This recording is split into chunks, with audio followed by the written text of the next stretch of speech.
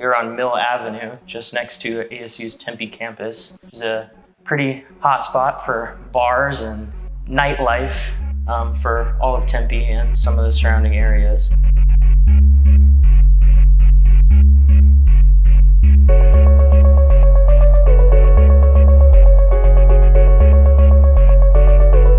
I just got to the site. I took some photos from the outside of the building, looking at the exterior so we can get an idea of if we need to send it to any trade partners so they know what building they're coming to. I came in, started looking at our checklist for our site visits. First thing I'm going around and doing is getting photos from each corner of the suite towards the center, and then from the center looking at each wall. Have pictures that cover the entire suite of what is existing and in place. The other option of what we could be doing for a project is what we call Matterport, which is a 3D modeling software.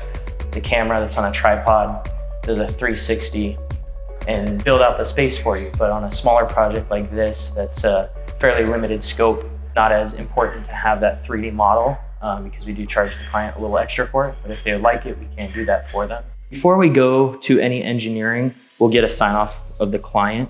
So this first step of the preliminary phase, just getting an as-built of the suite so that we have a basis to go back to. Once we start making changes, they want to bring it back. We know what the existing conditions are.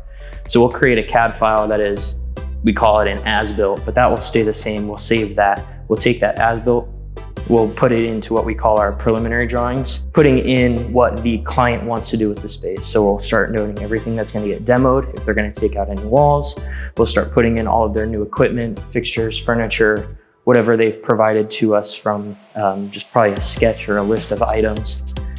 And then we'll get a sign off on a floor plan of that and a ceiling plan as well. And once those are signed off, we'll do a visit again with our engineers. We'll bring them into the space. We'll have a printout of that signed off floor and ceiling plan, and then walk them through what each of their items are for scope. So I'll walk the plumbing engineer through what he'll be doing in terms of adding in sinks or restrooms or any equipment that might have water going to it, or cooler, mechanical unit. Mechanical and plumbing are usually the same company or the same engineer will do both. So we'll walk them through that scope as well. Electrical engineer, we'll walk him through each of his items. And then we'll send them off to start doing their construction documents. Usually about a 3 to 4 week period, depending on the complexity of the project itself.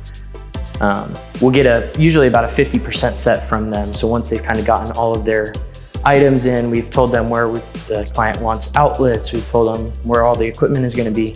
They'll do about a 50% plan, so it doesn't have all of the details, doesn't have all of the calculations, but it gives the client an idea of what they want for the space, and showing where we're going to have new light fixtures, where the mechanical vents are going to go, where the thermostat's going to be placed, where all of their sinks are. And we'll get a sign off on that before the engineers will finish construction documents and before we get submitted to the city.